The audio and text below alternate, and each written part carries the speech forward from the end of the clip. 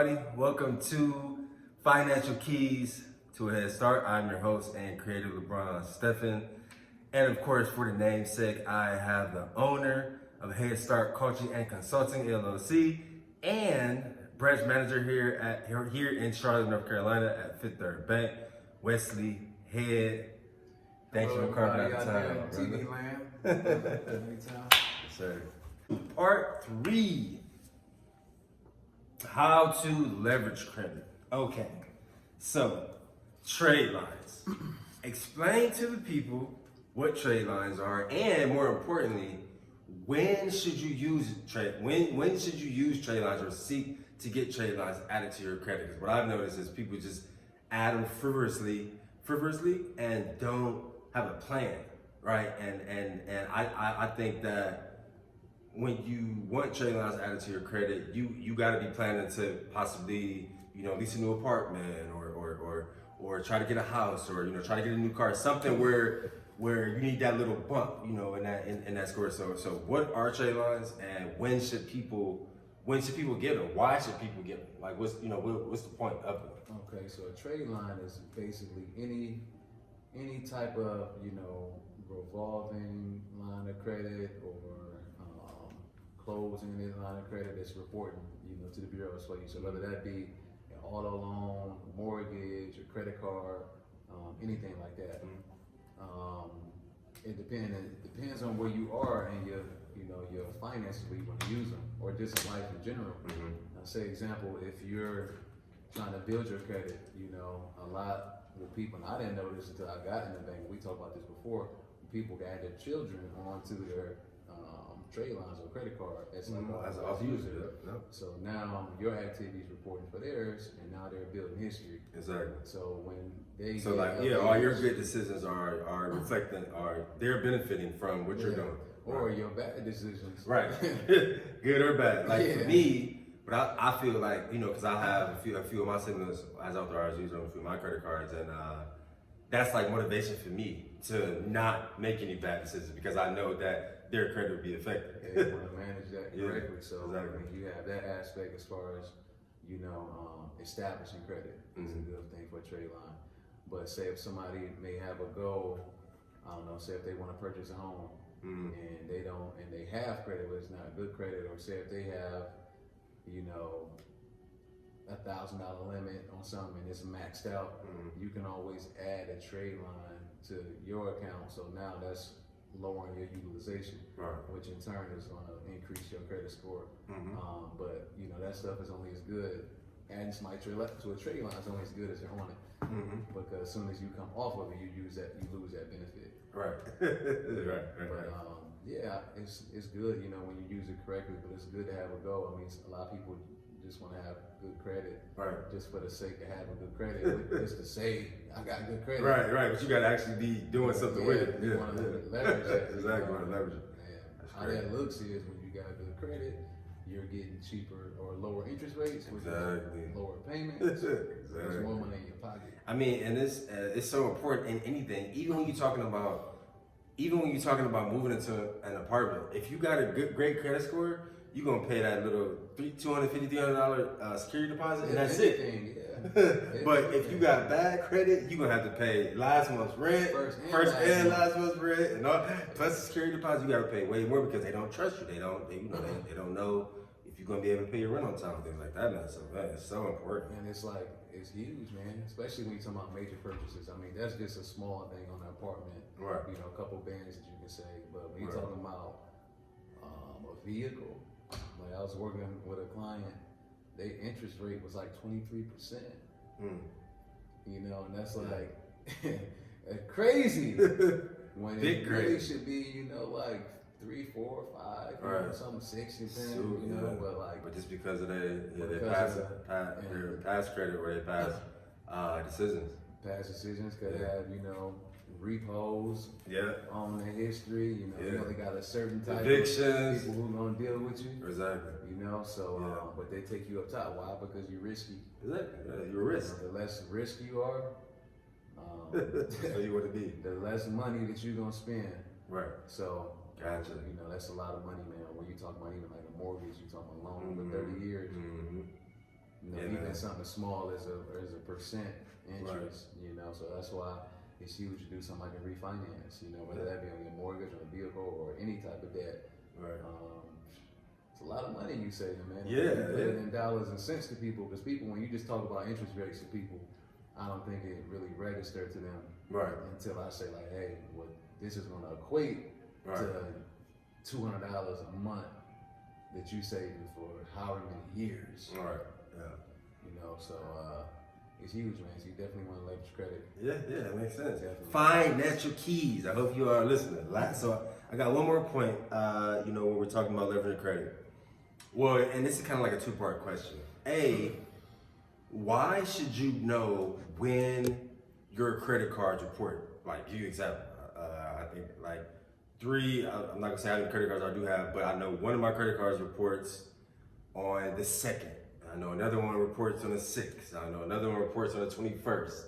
So why is it important to know when your credit cards report? And then B, the second part of the question is, should you be paying off your balance in full every month? Or should you just make sure that you're keeping it under 30% each month? And if you're paying it off, full balance every month on time, why are you doing that? Great question. So I want to say it's important to know when your credit card reports to the bureaus as it is to know when your statement cycle ends. Because that way you're not late. So what I always suggest to my people is set up automatic payment.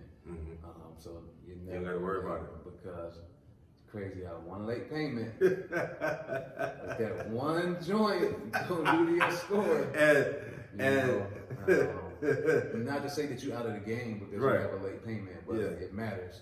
And not to cut you off, but I want to let our viewers know I can attest to making a late payment. Yeah, I had one of my credit cards. I was super busy and I forgot. I didn't have it on automated payments. This specific one, I didn't have it on, and I was a day late.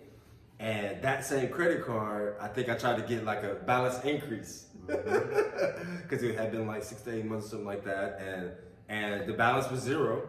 Like the balance wasn't a problem, but they declined me for that one late payment. They declined me because I had that one late payment, even though the balance was zero, even though the card was zeroed out. Yeah. So don't miss your payments. Don't be late.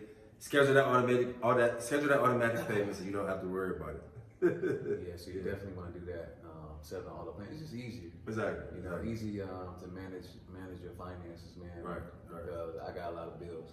I'm sure everybody got a lot of bills, and I don't remember when all of them do. Exactly. So it's so many. You go rack your brain trying to pay this and that and do all that. Just put them on auto pay. Right. And then a lot of times, depending on what it is, you might even get a kickback from doing that. They might say, hey, if you put in an automatic payment, it might save you $5. Something but Absolutely. But your second part, you asked, what did you ask me again? Second part was, should you be paying off your credit card fully every month? So it's zeroed out per month, or should you be, obviously keeping the utilization under 30? And if you are, 30%. And if you are paying it off full every month, why are you doing that? Okay, so you definitely want to pay it off, man. Every month. And it's different type of. It can get a little intricate depending on the card and where it is. Say for example, you might get a credit card that offers you no interest for the first 12 months. So say if you get a credit card, you get a $2,000 limit on it. You go buy a laptop for $1,000, and you can, if you want to, you can stretch that $1,000 out over 12 months and not pay any interest because that's a benefit that they added. But generally speaking, you don't want to carry any balances because you're paying interest on that. Exactly. And unless it's like something necessary, right? Or like an emergency, or something like that. That's one thing. That's that's and those happen. For exactly. That's why you have credit cards. But generally speaking, you don't want to carry no balances. Exactly. And that 30% is like the rule of thumb. Just kind of the best practice, I would say. But even with that, if you're carrying 25% balance, you're still paying interest on that. Still may be minimal, but you won't pay nothing. Exactly. Name of the game is to make money off your purchases. Right. So, Right. but the closer, I mean, that 30%, once you start getting above that, that's when it kind of is detrimental. Exactly. You know, has like a Credit scores negative start effect. going down, all that. Yeah. But the closer you get to zero, Exactly. the better off you'll be. So you Exactly. I always tell my folks, use your credit card how you use your debit card. That's how I do my personal finances. Exactly. Me too. This will kind of segue into the next piece when we talk about budgeting. Right. But, that was one of my questions I have with budgeting. Yeah, man. Use your credit card. Like I haven't used a debit card. I ain't spent my debit card. Right. I can't tell you how long. Right. And it actually got to feel weird because I just started doing it, like literally never using debit for anything. Like Yeah, it's not really beneficial to you for a few reasons. And a lot of people in the black community don't know that, like, No, or they don't. or like you do, like a lot of people in the black community don't even want to deal with credit cards or even try to understand it at all. So a few reasons why credit over debit.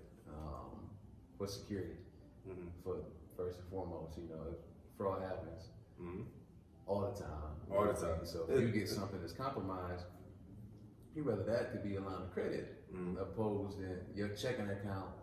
It's like your money, you know what I mean? So if you got somebody get all your credit card, that wasn't your money to begin with, it's credit, you know. Right. So you would rather have that than somebody clean out your whole checking account. Right.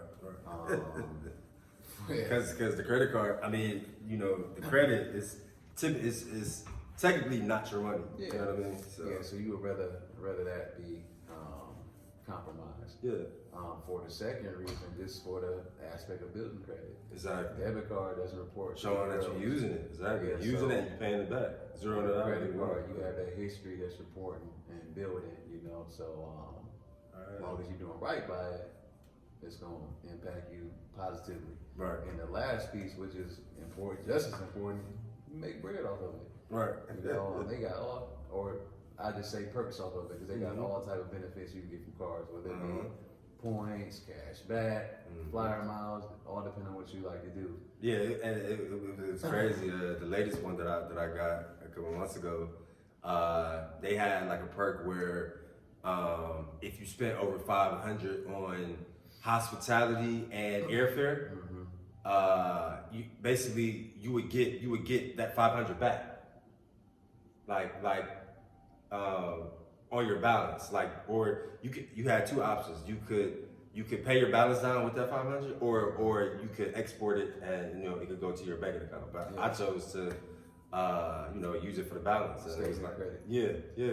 So And I was like, wow, this is just for me to buy 2 or 3 flights. I basically got 2 or 3 flights, and my hospitality when I had to stay in a hotel in Miami, tried a commercial there. I basically got all that paid for. I didn't pay for that, basically. Yeah, man. I mean, I prefer the cash back ones myself. Yeah, but I thought about it, but I was like, well, technically, if I use the statement credit, it's basically like I didn't pay for what I used it for. I didn't pay for my flights. I didn't pay for the hotel. Yeah. So all type of benefits out there, I would say. But a lot of people don't know that financial keys. Yeah, do your A homework. lot of people don't know that you get that those kind of perks are available. Like, I told you about this site, a really good resource, NerdWallet, nerdwallet.com. Definitely check them out. Game you up just on. You can compare different type of credit cards. Find out what works best for you, and just teach you how to leverage that. But you definitely want to use that credit, and then, like I said, use it like a debit card. Hash out what your expenses are, because some stuff you're gonna do regardless. You're gonna buy groceries, you're gonna eat, gas, you're gonna gas, car up, you're gonna do everything else, and different cars give you certain percentages back just for using at these, establishments or whatever that sector is. Yeah. So man, it's free money. Financial keys.